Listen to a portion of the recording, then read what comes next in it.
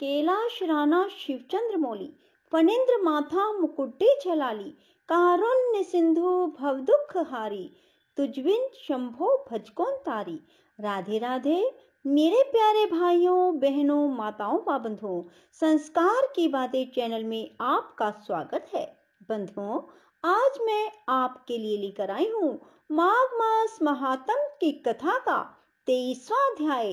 बंधुओं, जिसे सुनने मात्र से आपके घर में लक्ष्मी जी का स्थायी वास होगा।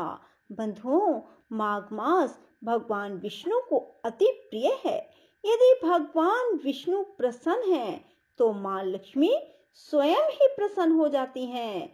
बंधुओं, यदि आप माघ मास में रोजाना माघ महात्म की कथा को सुनेंगे, तो माघ मास के अंदर ही आपकी हर मनोकामना पूरी होगी।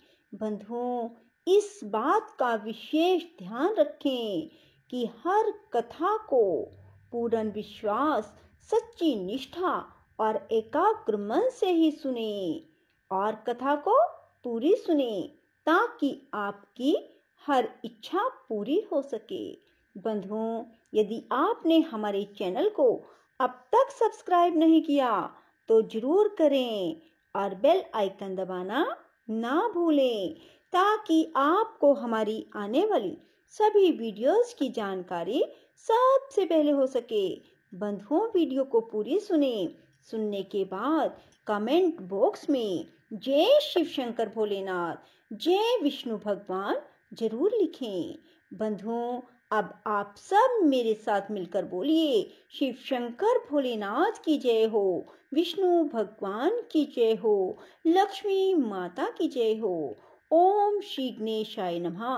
पथिक कहने लगा, हे प्रेत, तुमने सारस के वचन किस प्रकार और क्या सुने थे, सो कृपा करके मुझे बताइए। प्रेत कहने लगा, इस वन में कुहरा नाम की नदी पर्वत से निकली है। मैं घूमता घूमता उस नदी के किनारे पहुंचा और थकावट दूर करने के लिए वहां पर ठहर गया। उसी समय लाल मुख और तीखे दांत वाला एक बड़ा बंदर वृक्ष से उतरकर जल्दी से वहां पर आया, और जहां एक सारस सोया हुआ था, उस चंचल बंदर ने कई एक पक्षियों को देखकर उस सोए हुए सारस को दृढ़ता से पैरों से पकड़ लिया, तो सब पक्षी उड़कर वहां से चले गए। परंतु सारसी भयभीत होकर विलाप करती हुई वहीं पर रुक गई। नींद के दूर होने और भय के नेत्र खोलकर सारस ने बंदर को देखा और मधुर वाणी से कहने लगा, हे बंदर, तुम बिना अपराध मुझको क्यों दुख देते हो? इस संसार में राजा भी केवल अपराधियों को ही दंड देता है। तुम्हारे जैसे श्रेष्ठ प्राणी किसी को पीड़ा नहीं देते। हम अहिंसक और दूसरों के कर्मों को नहीं देखते। जल की काई खाने वाले, आकाश में उड़ने वाले, वन में रहने वाले, अपनी स्त्री से प्रेम करने वाले, दूसरों की स्त्री को त्यागने वाले, दूसरों की बुराई से दूर रहने वाले, चोरी ना करने वाले, बुरों की संगति से वर्जित, किसी को कष्ट ना देने वाले हैं। सो इस प्रकार मुझ निरपराधी को हे बंदर छोड़ दो। मैं तुम्हारे पहले जन्म के वृतांत को जानता हूँ। यह वचन सुनकर वह बंदर उसको छोड़कर दूर बैठ गया और कहने लगा, तुम मेरे पूर्व जन्म के वृतांत को कैसे जानते हो? तुम अज्ञानी पक्षी हो। मैं वन में घूमने वाला हूँ। सारस कहने लगा, मैं अपनी जाति की समृद्धि के बल से तुम्हारे पूर्व जन्म का सब वृतांत जानता हूँ। तुम पूर्व जन्म में विंध्य पर्वत के राजा थे। मैं तुम्हारे कुल का पूज्य पुरोहित था। तुम राजा होकर अपनी प्रजा को पीड़ा दिया करते थे। विवेकहीन, तुमने बहुत सा धन इकट्ठा किया। सो वानर, प्रजा की पीड़न रूपी अग्नि की ज्वाला से तुम पहले ही तप चुके हो। पहले तुम कुंभी पाक नरक में गिराए गए। तुम्हारे शरीर को नरक में 3000 वर्ष बीत गए। फिर नरक से निकलकर बचे हुए पापों के कारण इस बंदर की योनि पाई और मुझको मारना चाहते हो। पूर्व जन्म में तुमने ब्राह्मण के बाग से लूटकर बलपूर्वक फल खाए थे। उसका यह भयंकर फल हुआ कि तुम वानर और वनवासी हुए। प्राणी अवश्यमेव अपने किए हुए कर्मों को भोगता है। इसको देवता भी नहीं हटा सकते। इस प्रकार मैं सारस का जन्म लेकर भी अज्ञान से मोहित नहीं हुआ। इतनी कथा कहकर वानर कहने लगा कि यदि ठीक ही जानते हो तो बताओ तुम पक्षी कैसे हुए। सारस कहने लगा, मेरी दुर्गति का कारण भी सुनो। तुमने नर्मदा नदी के किनारे पर सूर्य ग्रहण के समय बहुत से ब्राह्मणों के निमित्त 100 ढेर अन्न के दान किए थे। मैंने पुरोहिताई के मद से थोड़ा सा ब्राह्मणों को दिया और बाकी सब मैं आप हर ले गया। इन ब्राह्मणों के द्रव्य का अपहरण करने के पाप से मैं पहले काल सूत्र नरक में और फिर रक्त करदूम नरक में, जहां पर बड़े बड़े कीड़े थे, रक्त पीप से भरा हुआ नाभि तक नीचे स्थित और ऊपर पैर किए हुए, पीप चाटता हुआ दुर्गंध वाले नरक में कीड़ों आदि से काटा जाकर 3000 वर्ष तक यातना को भोगता रहा। मैं नरक के दुख का वर्णन नहीं कर सकता। फिर नरक की यातना से मुक्त होकर यह सारस का जन्म पाया, क्योंकि पूर्व जन्म में अपनी बहन के घर से कांसे का बर्तन चुराया था।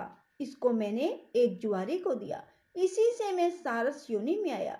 यह मेरी स्त्री पिछले जन्म में ब्राह्मणी थी, इसने भी कांसे की चोरी की थी, इसी से यह मेरी स्त्री और सारसी हुई। यह सब मैंने तुमसे कर्मफल कहा। अब भविष्य की बात सुनो। अब मैं, तुम और यह मेरी स्त्री भी हंस होंगे और काम रूप देश में सुख से निवास करेंगे। फिर इसके पश्चात गौर योनि में फिर जाकर दुर्लभ मनुष्य योनि को प्राप्त होंगे।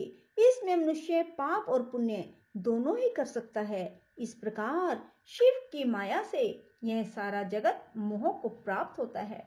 न केवल हम ही, परंतु इस संसार के सभी जीव प्रवृत्ति मार्ग में फंसकर अच्छे और बुरे कर्म करते और उनका भोग भोगते हैं। इसलिए सब प्राणियों को धर्म का सेवन करना चाहिए। देवता, असुर, मनुष्य, व्याघ्र, कीड़े मकोड़े सभी से कंटक रूपी मार्ग नहीं छूटता। केवल वेदांत जानने वाले योगी ही इस मार्ग से बच सकते हैं। इस कारण बड़े बड़े महात्मा भी कर्म फल को टाल नहीं सकते। उपाय से और बुद्धि से कोई भी इसको नहीं बदल सकता। तुम पहले राजा थे, फिर नरक में गए, अब बंदर की योनि में वन में फिरते हो, फिर भी ऐसा ही जन्म होगा।